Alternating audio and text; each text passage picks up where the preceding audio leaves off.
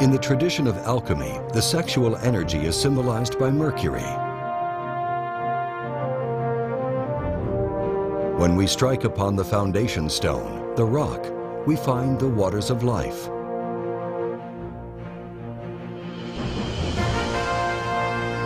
The ancient ritual of baptism is a symbol of the transmutation of sexual energy, the source of salvation.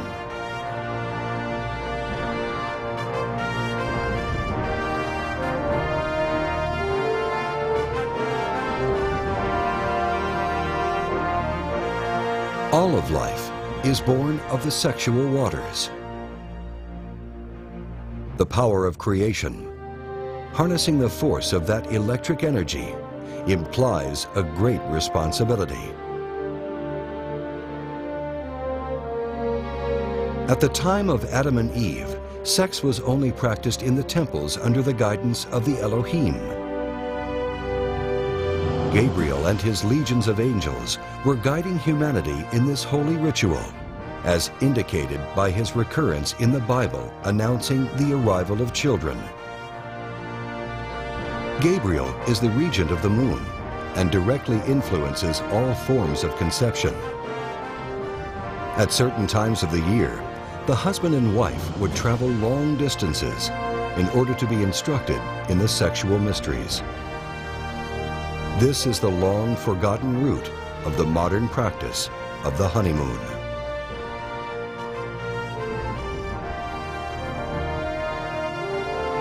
Thus the angels supervised this holy sacrament and guided a single sperm to meet an egg in the precise moment needed to engender a deliberate and divine child.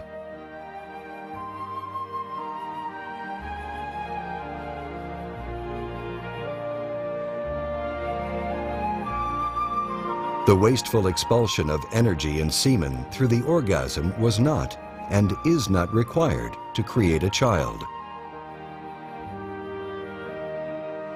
This is, in fact, the hidden meaning of the term immaculate conception.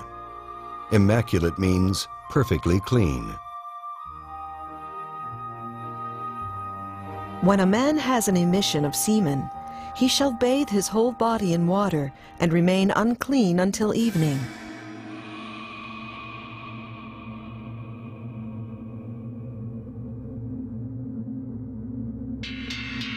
To indulge in the fruit of sexuality means to spill the sexual energy, to orgasm, to taste the divine energy that illuminates the soul in order to feel physical sensation.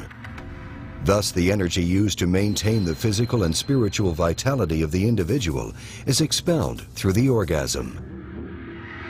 Adam and Eve, as a symbol of men and women of the ancient past, ate of the forbidden fruit of the tree of knowledge, or the secret knowledge of sexuality.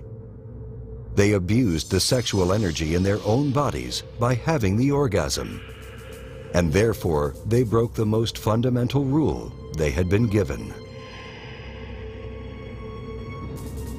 It is very important that the tremendous energy that gives mankind the ability to create be used efficiently, because it is connected to the same energetic force that sustains the individual's own vitality.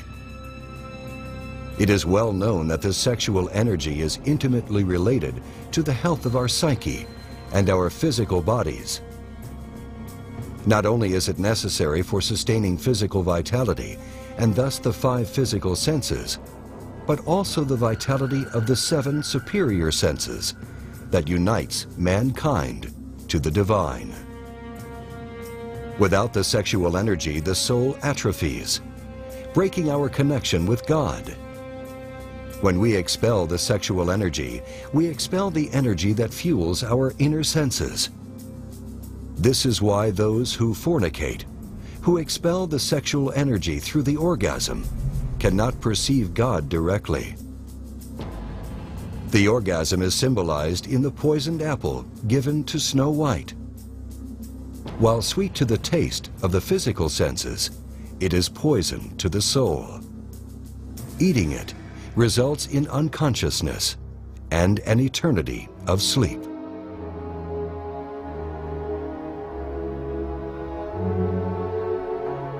The universal story of maidens and virtuous heroes falling asleep is an allegory illustrating the sleep of the consciousness, the state in which the human being loses the direct personal knowledge of God and the higher realms of nature. This is why the fruit of the tree of knowledge was forbidden to eat. Before the abuse of the tree of knowledge, sex was treated with the utmost respect, and the orgasm was unknown to mankind and unnecessary.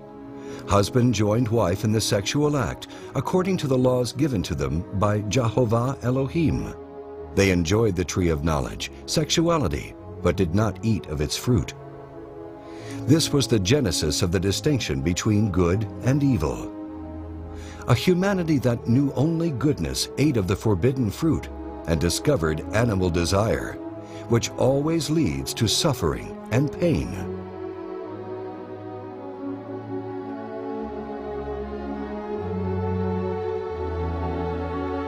This is the Pandora's box or vase of Greek mythology, which when opened, releases the agents of evil into the world.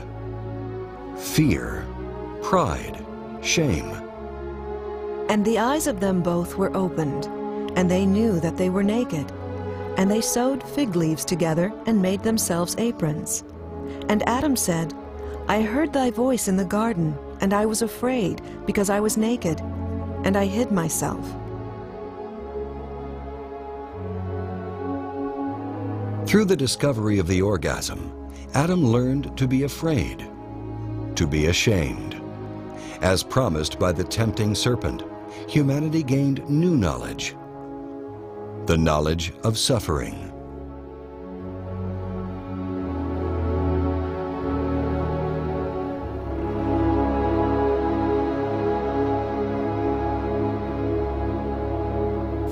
In tasting the forbidden fruit, Adam learned desire. From this moment, right and wrong is filtered subjectively through the need to feel pleasure and avoid suffering. And Jehovah Elohim said, Behold, the man has become as one of us, to know good and evil.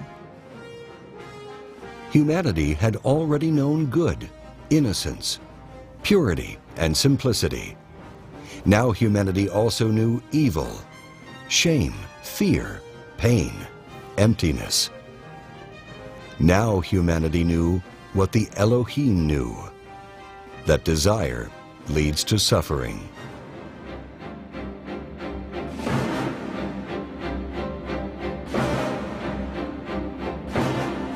Desire caused all the gods to fall from their places, and it is desire that leads all creatures to hell.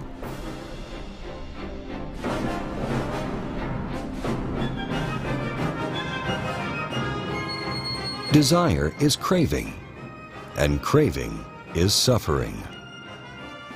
Desire always leads to suffering. This is the message that is inherent in every great religion. The slave of desire is a slave of sin, and only suffering and death await him.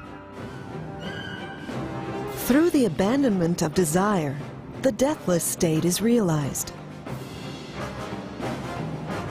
Thus, stripped of their connection to the divine, Adam and Eve, as symbols of humanity, were cast out of Eden to wander in a wilderness of suffering and ignorance. And to the woman he said, I will make most severe your pains in childbirth. In pain shall you bear children. Rejecting the laws of Jehovah and the guidance of the Elohim, humanity attempted to have children on its own. And in the end, conception and childbirth happened out of balance with nature, and the result was pain and hardship. By using the sexual force to stimulate desire, the fire of Eve became inverted, flowing in the opposite direction. The serpent fell, forming the famous tail of Satan, stimulating the 7 inverted virtues, the 7